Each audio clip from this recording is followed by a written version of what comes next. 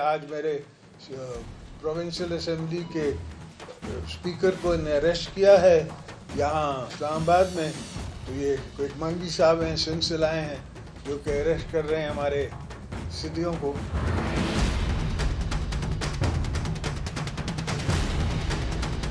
हमेशा हर दौर में अपनों ने ही दगा की है। मैं उसको कंडेम करता हूँ।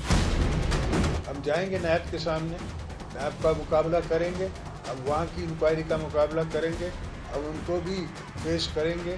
और अगर जेल जाना पड़ा तो आपको पता है कि वो तो मेरा शुरू से सेकंड होम है।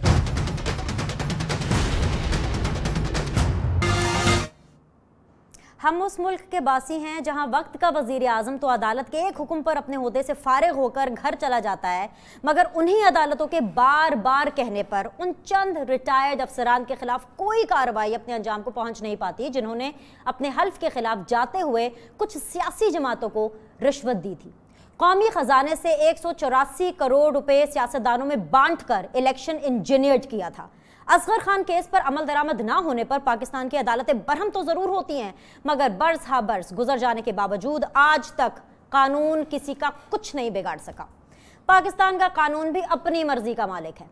यह तभी हरकत में आता है जब बात किसी सियासतदान की आए। कानून की अमलदारी आज फिर देखने को मिली जब नैब ने स्पीकर सिंध असेंबली आगा सिराज दुरानी को गिरफ्तार किया। गिरफ्तारी नई जरूर थी, मगर इल्जाम वही पुराना और घिसा पिटा आमदन से जायद असासों वाला आयद किया गया। कौन नहीं चाहेगा कि करप्ट अफराद गिरफ्तार हों, मगर क्या करें। हम पाकिस्तानियों का तजुर्बा बहुत ही बुरा है। एहतसाब के नाम पर होने वाली इस पॉलिटिकल इंजीनियरिंग और माजी करीब में नैब की जानिब से होने वाली गिरफ्तारियों और फिर अदालतों में अदम सबूत पर मिलने वाली जमानतों के बाद अब हाल ये हो गया है कि नैब जब भी किसी को गिरफ्तार करता है तो शख्स से हमदर्दी होना शुरू हो जाती है। अब स्पीकर सिंध असेंबली की गिरफ्तारी को ही ले लीजिए। सिंध से ताल्लुक रखने वाले जिस आगा सिराज दुरानी को कराची से बाआसानी गिरफ्तार किया जा सकता था, उन्हें किसी दावत पर इस्लामाबाद आए गिरफ्तार करके नैब ने ना सिर्फ अपनी कमजोरी जाहिर की बल्कि पीपल्स पार्टी को मौका दिया कि वो अपने स्पीकर की इस्लामाबाद से यूं गिरफ्तारी पर सवाल उठा सके। दूसरी तरफ हमारे वजीर आजम सियासी मुखालिफिन की गिरफ्तारी पर हस्बे आदत खुशी से फूले नहीं समा रहे और अपना रद्द अमल देते हुए वही पुराना नेल्सन मंडेला वाला डायलॉग दोहरा रहे हैं कि ये चोर करप्शन पर पकड़े जाएं तो मंडेला बन जाते हैं। हसीन इत्तफाक देखिए, हमारे वजीर आजम के लिए आज वही नैब और उसकी गिरफ्तारी अच्छी हो गई जिसके खिलाफ अभी चंद दिन पहले वो ट्विटर पर अपना गुस्सा निकाल रहे थे। DG archaeology Peshawar doctor Abdul Samad की गिरफ्तारी और फिर हथकड़ियों में अदालत पेशी पर नैब को शर्म दिला रहे थे। चेयरमैन नैब को मशवरे दे रहे थे कि अपने इदारे में ऐसी शर्मनाक हरकत करने वाले के खिलाफ कार्रवाई करें। वजीर आजम साहब किसी एक बात पर तो कायम रह लें, नैब बुरा है या अच्छा, गिरफ्तारियां हराम हैं या हलाल, कोई एक पोजीशन तो ले लें। मीठा मीठा हप और कड़वा कड़वा थू हर बार नहीं चलता। कोई मुखालिफ पकड़ा जाए तो एहतसाब, अपना पकड़ा जाए तो शर्मनाक। आप वजीर आजम हैं, दोहरे मयार अब सूट नहीं करते। नाजरीन, नैब की हालिया गिरफ्तारियों और मन मर्जियों पर नजर दौड़ाएं तो लाहौर हाई कोर्ट के एक मोअज़्ज़ज़ जज के वो सवाल याद आते हैं जिसमें वो पूछ रहे थे कि क्या मुल्क नैब के हवाले कर दें, क्या मुल्क नैब चलाएगी, क्या पार्लियामेंट ख़त्म कर दें, क्या जो पाकिस्तान है वो कोई बनाना रिपब्लिक है, एक्सेट्रा एक्सेट्रा एक्सेट्रा। बहुत से सवालात हैं, देखते हैं जवाब क्या आता है। अस्सलाम वालेकुम जी, आप देख रहे हैं सीधी बात बीनर सलीम के साथ। मैं हूं बीनर सलीम। मौजूद पैनल मेरे साथ मौजूद है हाशिम डोगर साहब हैं, सूबाई वजीर हैं, पाकिस्तान तहरीक इंसाफ से उनका ताल्लुक है। अस्सलाम वालेकुम, वाम वेलकम। उनके बिल्कुल बराबर में हैदर जमान कुरैशी साहब हैं, पाकिस्तान पीपल्स पार्टी से उनका ताल्लुक है। अस्सलाम वालेकुम, आपको भी खुशामदीद। Last but not the least young dynamic barrister Daniyal Chaudhry PMLN से उनका ताल्लुक है, आपको भी खुशामदीद कहती हूँ। बहुत बहुत शुक्रिया वक्त देने के लिए, शो में ज्वाइन करने के लिए। कर्नल साहब, I hope you don't mind that because that is a designation which has been attached with you since ages. So Hashim साहब, लाहौर हाई कोर्ट ने जो सवाल पूछे, जो पूरी मैंने फहरिस्त आपको 2-3 मिनट में बताई, मैं वही सवाल आज आपसे पूछूंगी। सवाल ढेर सारे हैं, मिलियंस ऑफ क्वेश्चंस, बट मुझे कोई सेटिस्फैक्ट्री आंसर नहीं मिल रहा। इनफैक्ट किसी को भी नहीं मिल रहा। दो चीज़ें ना, एक तो ये कि since now you are into politics and an active politician, speaker का एक रुतबा होता है, एक रिस्पेक्ट होती है जो कि मेरे से ज़्यादा आप बता सकते हैं कि जब कोई बात करता है स्पीकर से, चाहे वो किसी भी पार्टी का हो, once he is the speaker, he is the custodian of the house. पूरी दुनिया, पूरा मुल्क जिस ओहदे की इज्जत कर रहा है, आप लोग कुछ तो इज्जत रख लें। मतलब एक तो आपने कराची से उनको, कराची के बजाय इस्लामाबाद से उनको अरेस्ट कर लिया, हालांकि आप कराची से आसानी उनको अरेस्ट कर सकते थे। और दूसरी बात ये, हम जराइम की बात नहीं कर रहे, the way it is been done. और जो इल्ज़ामात हैं अभी ये हतमी नहीं है कि इल्ज़ामात उन पर साबित भी हो जाएंगे कि नहीं हो जाएंगे, क्योंकि माजी क्या बताता है, see what happened in Nawaz Sharif case, references हुए ना, गिरफ्तारी नहीं हुई, गिरफ्तार कर सकते थे, उनके पास चॉइस थी, गिरफ्तार ना करने की भी नैब के पास चॉइस थी। दूसरा बाबर सत्तार का, आप ही का वो एक एग्जाम्पल है, बाबर अवान का, thank you very much, Babar Awan sahab का आपके पास एग्जाम्पल है कि उनका रेफरेंस दायर हुआ लेकिन उनको अभी तक अरेस्ट नहीं किया गया। तो कोई एक आप एग्जाम्पल फॉलो कर लेना। बिस्मिल्लाहिर्रहमानिर्रहीम। देखें, सबसे पहली बात तो ये है कि Beenish, why are we being held responsible for this, मेरा ये सबसे पहला क्वेश्चन होगा। वजह, ये नैब पाकिस्तान तहरीक इंसाफ की हुकूमत ने आके नहीं बनाई, इसके जो मौजूदा चेयरमैन, इसके रिस्पेक्टिव जो डीजीज़ हैं हर प्रोविंस में बैठे हुए, none of them has been appointed by this government. इसके चेयरमैन पिछले दौर में वज़ीर आज़म साहब और मुअज़्ज़ज़ जो उस वक्त अपोजिशन लीडर थे, उनकी आपस में बाहमी मशावरत से जो कॉन्स्टिट्यूशन कहता है तो उनको अपॉइंट किया गया। और जो मुझे अभी तक पता है, जितने भी केसेस हैं, मेरा ख्याल है कि none of the cases has been framed after 25 of July. ये तमाम के तमाम केसेस वो हैं जो पेंडिंग चले आ रहे थे, इसमें नैब अपनी एक्टिविटीज़ कर रहा है। और जब आप इतनी हमदर्दी का इजहार करते हैं तो हमें थोड़ी सी हमदर्दी, हमारे ही वो बहुत काबिल इज़्ज़त हैं जो एक स्पीकर का रुतबा होता है, उसी तरह एक सीनियर मिनिस्टर का ओहदा जो होता है वो भी एक बड़ा एक, उसको भी इज़्ज़त हमें देनी चाहिए। अवाम ने उसको इलेक्ट किया है और वो एक सूबे में नंबर 2 पोजीशन पे बैठे हैं। तो हमारे साथ भी ये हुआ। मैं समझता हूँ कि राइट नाउ हम भी उसी तरह के विक्टिम हैं कि जैसे आप किसी भी और को, चाहे वो आज स्पीकर साहब हैं या एक्स प्राइम मिनिस्टर हैं, एक्स चीफ मिनिस्टर हैं, हमारे भी लोग इसी तरह उनकी इंक्वायरीज भुगत रहे हैं, कुछ जाके वापस आ जाते हैं, एक दो को अरेस्ट कर लिया गया। तो लाइकवाइज हम तो मतलब हमें तो बल्कि ये कहना चाहिए कि इन्होंने क्यों ऐसे चेयरमैन का इलेक्ट किया, पिछले जो प्राइम मिनिस्टर साहब थे और जो उस वक्त अपोजिशन लीडर थे, इनसे पूछा जाना चाहिए कि क्यों इन्होंने ऐसे शख्स का इंतखाब किया कि जो कोई बैलेंस नहीं रख रहे और कुछ नहीं कर रहे। ये तो बल्कि मैं समझता हूँ हमें इस पे आपको बिल्कुल भी एक्यूज़ नहीं करना चाहिए।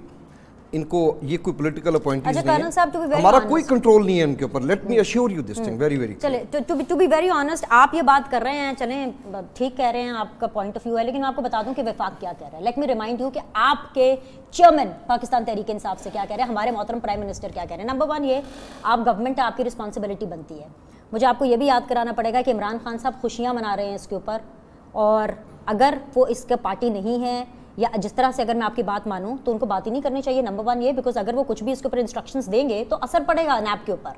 नैब बैकफुट पे चला जाएगा कि जी मेरा तो वजीर, मेरा प्राइम मिनिस्टर ये कह रहा है कि ये चोर डाकू लुटेरे हैं, तो तहकीकात के ऊपर असर पड़ सकता है। तीसरी इंपॉर्टेंट चीज़ ये कि अगर आप कुछ भी नहीं कह सकते तो कंडेमिनेशन तो करें ना, और अगर कंडेमिनेशन भी नहीं करनी तो आप चुप रहें। 3 चीज़ें हो गई। चौथी चीज़ जो बड़ी सिंपल है, आपने वो ट्वीट देखी है जो 4 दिन पहले खान साहब ने किया है। भाई हमारी तो मजबूरी है, हमें फॉलो करना पड़ता है इमरान खान साहब को। जब मैं इमरान खान साहब की टाइमलाइन पे गई तो 4 दिन पहले डॉक्टर अब्दुल समद के हवाले से उन्होंने ट्वीट को टैग करके जवाब दिया था कि नैब को अपने अंदर सफाई करनी चाहिए, ऐसे लोगों को निकाल देना चाहिए। आप ये कैसे डिसाइड कर सकते हैं कि a person who is been arrested, जिसको हथकड़ी लगी हुई है, वो सही लगी है कि गलत लगी है? मैं यही तो कह रही हूं, आप डिसाइड कर लेना, एक एग्जांपल, एक लाइन सेट कर लें कि भाई रेफरेंसेस दर्ज होंगे, गिरफ्तारी कोई नहीं होगी, या फिर गिरफ्तारियां भी होंगी और बाद में रेफरेंसेस दर्ज होंगे। एक आप एग्जांपल उसकी सेट कर ले। But being in the government आप ये तासुर बिल्कुल नहीं दे सकते कि you have something to do with it. आप ये ऑर्डर नहीं कर सकते, आप ये ख्वाहिश का इजहार नहीं कर सकते। सिर्फ मेरा इतना सा मुद्दा है। हैदर जमान कुरैशी साहब एंड दानियाल, आप दोनों से, इनफैक्ट कर्नल साहब ऑल्सो, मेरा एक सवाल है कि जो स्पीकर है, सबको पता है कि उसका क्या वैल्यू, क्या रुतबा होता है। एक ये तासुर जा रहा है, एक स्कूल ऑफ थॉट ये कहता है कि जानबूझ के इस तरह से किया जाता है ताकि ये पता चले, इमरान खान साहब ने जिस तरह ट्वीट भी किया डॉक्टर अब्दुल समद साहब के हवाले से, कि जो नॉन इलेक्टेड लोग हैं उनकी बड़ी इज्जत है, वो बड़े मोतबर है, नहीं नहीं नहीं नहीं हथकड़ी नहीं लग सकती, ऐसे कैसे हो गया। और जो इलेक्टेड शख्स है उसकी कोई इज्जत नहीं, उसको हथकड़ी लगा दो, उसको जेल में डाल दो, धक्के मार मार के उनकी तस्वीरें बनवाओ, टेलीविजन पे चलें। आज आपने फुटेज देखी किस तरह से चल रही थी आगा सिराज दुरानी साहब की, शहबाज शरीफ साहब की आपने फुटेजेस देखी कैसे चल रही हैं। This is a big debate in itself. बहुत शुक्रिया बीनिश। और अगर आपका जो सवाल है, आपका जामे इंट्रो था माशाल्लाह, all full marks to you team and your team. देखिए कल जो सुप्रीम कोर्ट ने जजमेंट दी रिव्यू में चीफ जस्टिस साहब ने, उसमें उन्होंने एक बड़ी खूबसूरत बात लिखी और उन्होंने ये दलाइल दिए कि इंस्टीट्यूशनल कैप्चर था, इसलिए कराची से रेफरेंसेस और इन्वेस्टिगेशन लाई जा रही है पिंडी।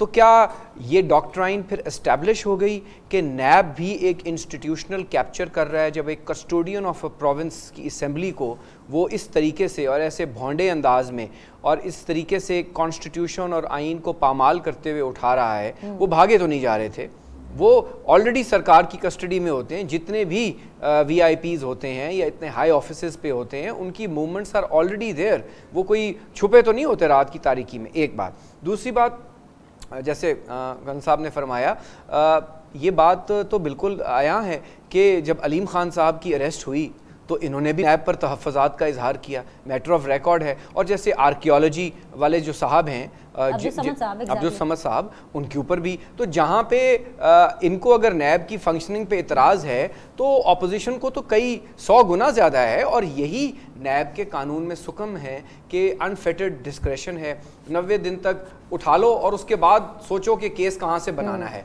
और मैं आपको बताऊँ कि नैब के कानून में एसेट बियॉन्ड मीन्स वो सबसे बड़ा ग्रे एरिया है बीनेश, जिसमें किसी को भी आप धर सकते हैं कि भाई आपके पास 2 गाड़ियां क्यों हैं, एक आपके पास, आप ऊबर पे क्यों नहीं आते, तो आपके एसेट्स आपकी मीन्स से ज्यादा हैं हमारी नज़र में, और अब आप साबित करें। आप पब्लिक ऑफिस होल्डर ना भी हों तो वो उसका इतलाक किया जा रहा है। तो नैब के कानून में तरामीम तो होनी है। अब ये कब होंगी? जब इन पर इतलाक थोड़ा ज़्यादा होगा तो शायद इनको एहसास होगा। हम तो बहुत अरसे से कह रहे थे और नवाज़ लीग को भी ये कह रहे थे। दूसरी बात बड़ी अहम है और वो ये है कि जिस अंदाज में इसकी टाइमिंग फ्रेम की जाती है, यानी बाई इलेक्शन हो रहा हो, कोई समझ नहीं आती नैब को चला कौन रहा है। और मुझे ये यकीन है इनकी बात से कि इनका इतना इख्तियार नहीं है नैब को, क्योंकि नैब को हमने भी नहीं बनाया, इन्होंने भी नहीं बनाया, नून लीग ने भी नहीं बनाया। वो एक आमिर था जो अभी कल परसों क्रिकेट मैच देख रहा था, चैनलों पे बैठता है, जनरल परवेज़ मुशर्रफ, वो और उसकी बाकियात, और उसके बाद बहुत सारे फाजिल जनरल इसके रहे और इसके अंदर DG लेवल पर। तो ये इदारा तो कहीं और से कंट्रोल होता है और हमें ये बार बार ताना दिया जाता है, आज भी मिल रहा है। आपने मिलके बनाया, हमने और सर आप लोग इतने हेल्पलेस थे, please don't mind me saying that, आप चेयरमैन नैब अपॉइंट होता है और PTI की भी कंसल्टेशन की। इतने हेल्पलेस थे, इतने बेबस थे, 11 साल हो गए मुशर्रफ साहब को यहाँ से गए हुए, लेकिन उनकी जो बाकियात है आप उनके खिलाफ कुछ नहीं कर सके। 70 साल हो गए पाकिस्तान को, 70 साल हो गए पाकिस्तान को, लेकिन जमहूरियत अभी स्ट्रांग नहीं हो रही। अब सवाल ये पैदा होता है कि इस तरीके से, और ये बात अब आया है कि अलीम खान साहब का जो अरेस्ट है वो इन्वेस्टिगेशन स्टेज पे होता है, आगा साहब का होता है, वो बुनियाद बनाई गई। और मैं आपको बता रहा हूं कि इसके बाद और भी बड़ी हाई प्रोफाइल अरेस्ट होनी है। शायद सिंध बहुत फेवरेट सूबा है, तो वो एक बेस बनाई गई कि हम कहें कि जनाब हमारे भी तो हुए हैं। अरे भाई, अगर आपने ये मवाजना करना है तो फिर पंजाब में KPK में भी मौजूदा स्पीकर्स हैं, हाई ऑफिस बेयरर्स हैं, वजीर आज़म साहब की काबीना में लोग हैं जिन पे रेफरेंसेस हैं, वो अरेस्ट नहीं हो रहे। दानियाल भी पार्टिसिपेट करने के लिए आए हैं ना। बिल्कुल, I want Daniyal to continue from here. हां, ओके दानियाल भाई, आपकी एक फरमाइश भी आगे, continue from here. Balancing act है कि whatever is happening on merit. Welcome to the show sir. जी थैंक यू जी। विनेश, देखें, मैं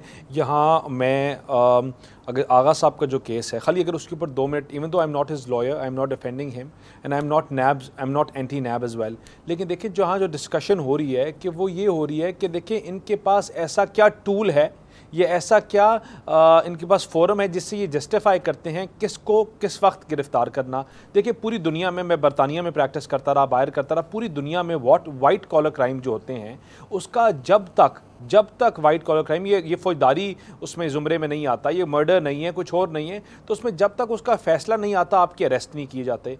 जब आगा सिराज दुरानी या कोई और हो, देखिए आज अगर इमरान खान की इन्वेस्टिगेशन चल रही है हेलीकॉप्टर इस्तेमाल करने वाले केस में या पेशावर मेट्रो वाले केस में, तो उस केस में क्यों नहीं इमरान खान की अरेस्ट होती? वो ऐसी क्या चीज़ है कि इमरान खान की नहीं हो रही है और वो ठीक है, और आगा सिराज दुरानी या किसी और की हो रही है तो वो गलत है?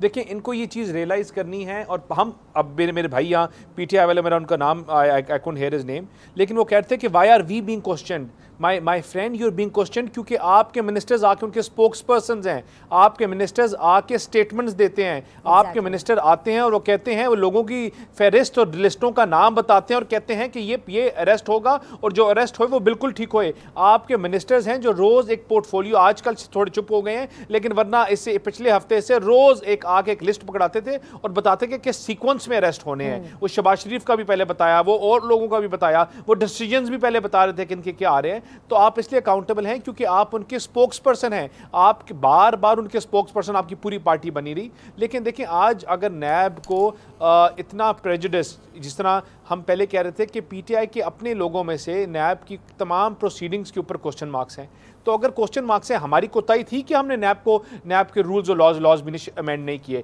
लेकिन बिनिश हमने एज अ गवर्नमेंट ये भी मेक श्योर किया कि लोग पॉलिटिकली हरास ना हो, हर किसी को अब एसेट बियॉन्ड मींस के ऊपर ना उठाओ। ये हमने मेक श्योर किया कि नैब लोगों को विक्टिमाइज ना करे। और जहां हुआ वहां मियां नवाज शरीफ ने सामने आके स्टेटमेंट्स भी दी, आपके सामने थे जब बिजनेसमैन को हरास करना शुरू किया फैसलाबाद में या पेशावर के, हमने स्टेटमेंट्स दी, हमने उनके हक में बोला कि NAB does not have the right to harass और लोगों की पगड़ियां उछाले। तो ये नैब के इकदाम को एक तरफ डिफेंड करते हैं, एक तरफ कॉन्ट्रडिक्ट करते हैं, एक दिन कहते हैं गलत है, एक दिन कहते हैं ठीक है, इनका बंदा पकड़ा जाए। तो हमारा क्वेश्चन मार्क है वो इसलिए है कि आप जो ऑन फ्लाइट ट्रेनिंग कर रहे हैं उससे आप पूरा एक प्रोसेस, डेमोक्रेटिक प्रोसेस को डीरेल करने की कोशिश कर रहे हैं। और एक जो अकाउंटेबिलिटी का प्रोसेस है, ये जो अकाउंटेबिलिटी का जो तरीका है वो किसी को समझ ही नहीं आ रहा। कल बिनिश, मतलब ये क्या फर्क है कि अगर आपको कल कोई उठाए और कहे कि बिनिश आपकी तो एक्स अमाउंट की तनख्वाह है और आपने जो गाड़ी ली है वो 40 लाख की ले ली है और asset beyond means, how will you prove it? मतलब there is no law, this is a black law in the history and it has been a black law. हम लोगों ने ये चीज की हमें हरास नहीं होने दिया था। I guess I am really safe. I am not representing PPP or PMLN और नवाज शरीफ साहब भी अभी पिछले हफ्ते NAB law is only politician specific. Thank you for correcting that. Only for politician, civil military bureaucracy का इतलाक नहीं है। अदलिया वैसे ही होली काउ है, तो बाकी मेरा मतलब है कम से कम पॉलिटिशियंस पे इसका इतलाक है। ब्रेक ले ले, ब्रेक से वापस आएंगे, प्रोग्राम अभी बाकी है, इसी टॉपिक पे बात करेंगे। तीनों पैनलिस्ट मेरे साथ, कर्नल हाशिम डोगर साहब पीटीआई से, हैदर जमान कुरैशी साहब पाकिस्तान पीपल्स पार्टी से, दानियल चौधरी साहब पीएमएलएन से बने रहेंगे। We'll be back shortly.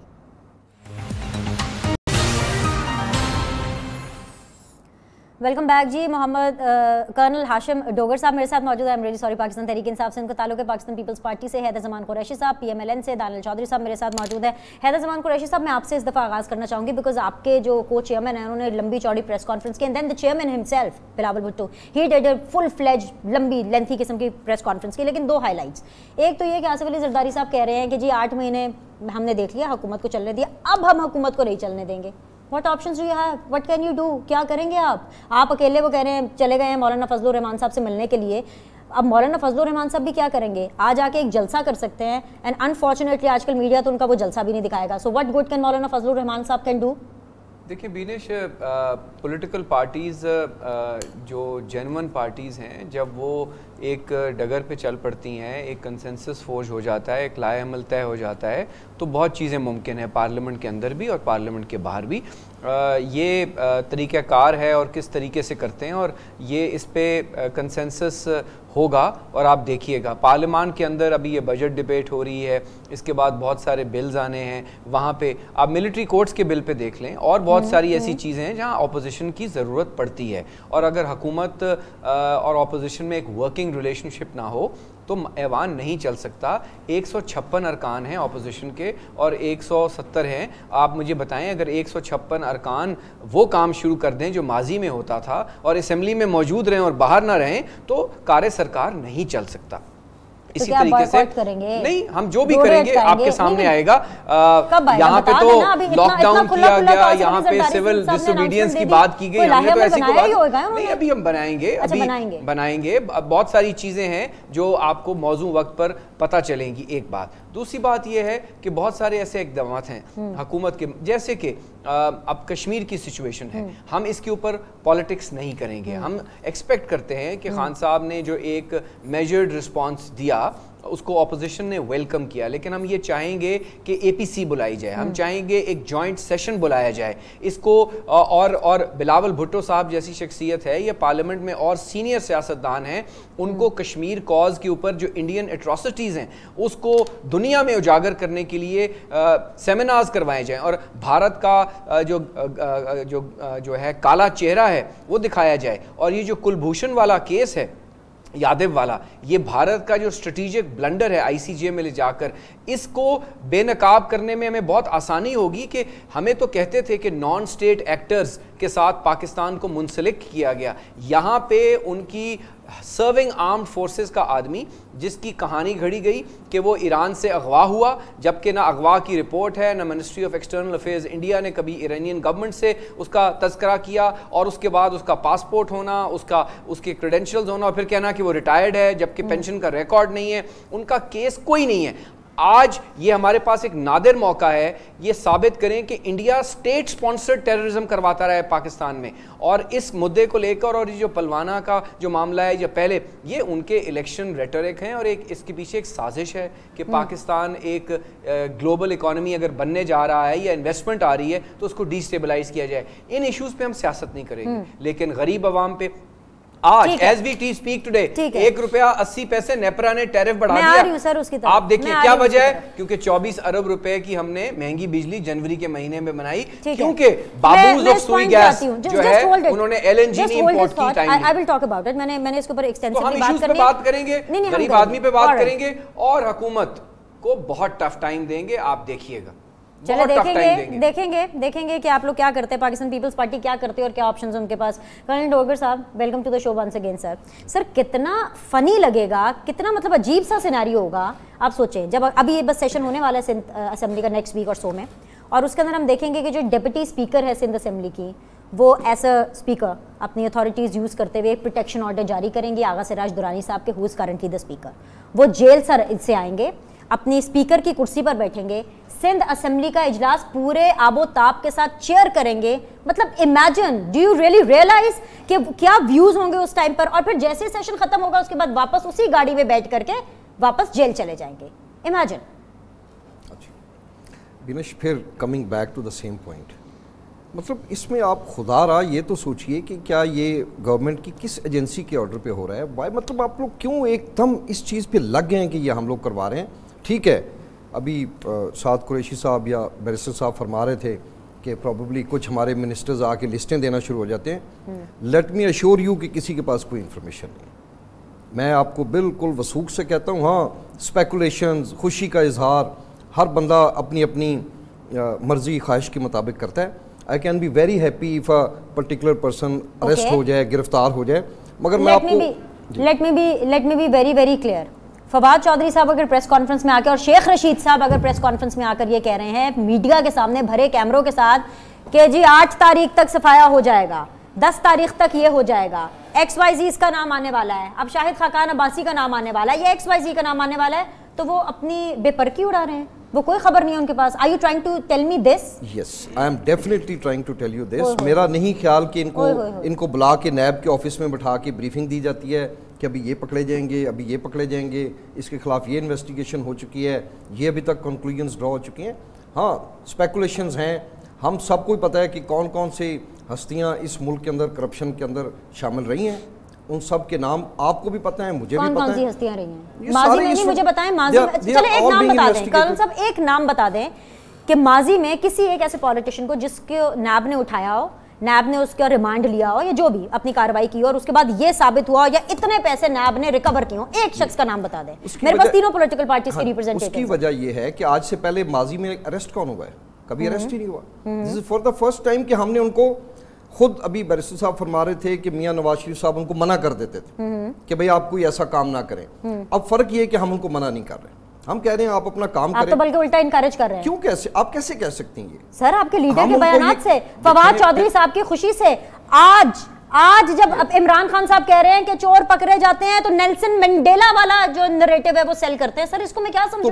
Clear and loud and kicking. मैं भी यही कहता हूं कि अगर चोर पकड़ा जाए तो उस पर हमें खुश होना चाहिए, मगर थोड़ा सा मैं फर्क सर इसमें ये आगा रखता हूं, सिराज दुरानी साहब पे बात कर रहे हैं बात सर, मुकम्मल करने वो आगा सिराज देखिए- दुरानी पर उन्होंने रिएक्शन दिया। देखें ऐसी बात नहीं है, उन्होंने भले उस पर रिएक्शन दिया होगा, उन्होंने तो हमें तो देखें ना, हमारा आप हमारे सीनियर मिनिस्टर का नाम क्यों नहीं लेते जब आप इन सारी बातों का जिक्र करते हैं। After all he is again a very very senior member of the party, उनकी बड़ी कुर्बानियां हैं हमारी इस पार्टी के अंदर, उनकी बड़ी एफर्ट्स हैं।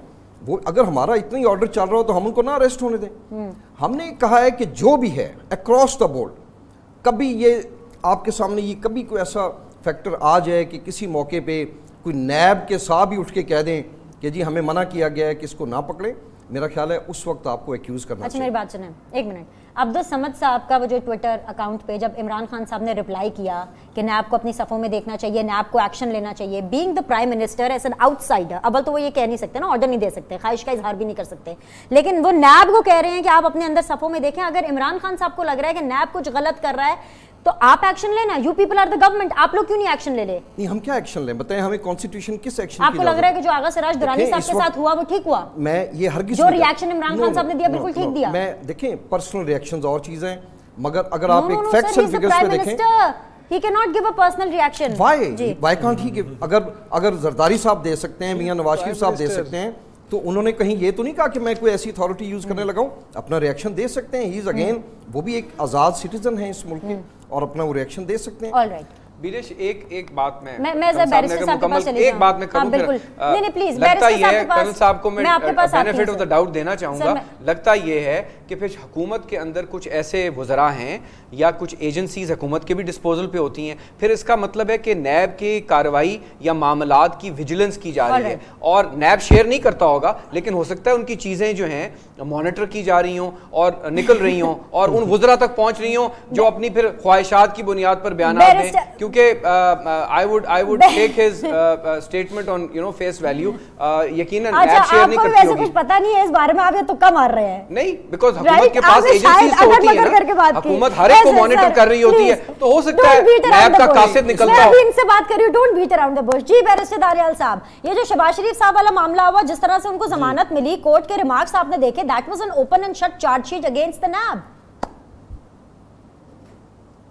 देखिए जी, अगर आप पहले मैं अगर डोगर साहब जो बात करते, खाली इसको प्लीज़ अगर कंटिन्यू करूं कि देखिए दुरानी साहब जो हैं वो स्पोक्स पर्सन हैं उनके इमरान खान साहब के। उन्होंने अपने एक प्रोग्राम में उन्होंने क्या स्टेटमेंट्स अपनी एक नहीं 2-3 दफ़ा डिफरेंट प्रोग्राम्स उन्होंने कहा कि नैब जो है प्रेजुडिस है, नैब जो है उसने अलीम खान को इसलिए अरेस्ट किया है क्योंकि उसके ऊपर प्रेशर डाला गया शहबाज शरीफ के ऊपर, शहबाज शरीफ के थ्रू पब्लिक अकाउंट्स कमेटी के। जब आपका प्राइम मिनिस्टर का स्पोक्स पर्सन ये स्टेटमेंट देता है, स्पोक्स पर्सन के थ्रू स्टेटमेंट देता है प्राइम मिनिस्टर, तो प्राइम मिनिस्टर का स्पोक्स पर्सन ये कहता है कि नैब जो है एक आज़ाद इदारा नहीं है, वो ब्लैकमेल होता है। तो हम इससे क्या इन्फ्रेंस ड्राइव करते हैं या हम इससे क्या फिर इन्फ्रेंस लें कि यही हकीकत? तो फिर तो जो मैं बात कर रहा हूँ, हैदर साहब कर रहे हैं, तो हमारी बात तो ये हुकूमत भी उससे एग्री कर रही है, और अगर हुकूमत एग्री कर रही है तो फिर किसका डर है? फिर इनको किसी का डर है? ये क्यों नहीं रिप्लेस करना चाह रहे, या क्यों नहीं ये उसके अगेंस्ट जो है ये कोई मूवमेंट करते, या सुप्रीम जुडिशल काउंसिल में क्यों नहीं जाते, या उसके अगेंस्ट कोई रिव्यू क्यों नहीं करते, या कोर्ट को क्यों नहीं लिखते? अगर ये सारी तमाम चीज़ें मीडिया गेमिक्स में आ रही हैं, तमाम चीज़ें आ रही हैं।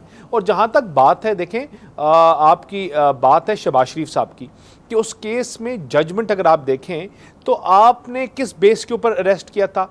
चार्जशीट आपके पास है नहीं, आप केस फाइल कर नहीं सके, आपके पास कोई बुलाने का आपके पास कोई और जवाब था और आपके ऊपर कोई रेफरेंस आपने फाइल नहीं किया, आपके पास कोई प्रिलिमिनरी इन्वेस्टिगेशन के मैटर नहीं था, तो आपने लीडर ऑफ द हाउस को, लीडर ऑफ द ऑपोजिशन को आपने क्यों अरेस्ट किया? मतलब that was a question asked and they had, I was there those proceedings and he had no answer at all. और आप देखेंगे जो मियां नवाज शरीफ की जो ऑर्डर सस्पेंड किया, उनको खाली बेल नहीं मिली थी अपने लास्ट ऑर्डर में, वो ऑर्डर सस्पेंड भी हुआ था। मतलब कि एंड जब सस्पेंशन हुई थी Beenish, I was there throughout the proceeding, वो टेक्निकल बेसिस के ऊपर टेक्निकलिटीज जो थी केस की वो डिस्कस की गई थी, और वो जज ने अपना जब रिमार्क्स दिया आपने वो भी पढ़ा। हाँ, मैं इसको यहीं से रिज्यूम करूंगी, मुझे एक ब्रेक लेने की इजाजत दीजिए। I will resume it from here, right from here. एक छोटा सा ब्रेक लेते हैं, विल बी बैक शॉर्टली।